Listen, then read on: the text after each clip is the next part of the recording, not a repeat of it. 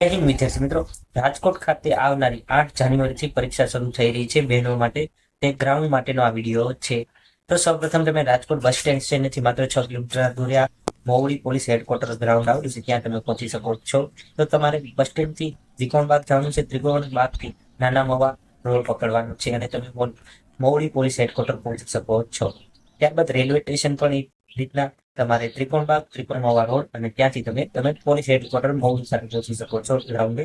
ત્યાં વિડીયોમાં તમે જોઈ શકો છો 400 મીટરનો ટ્રેક છે. વધારે કોઈ પણ માહિતી બોક્સમાં જણાવી શકો છો. વિડીયો ગમે તો લાઈક કરો, શેર કરો, કમેન્ટ કરો.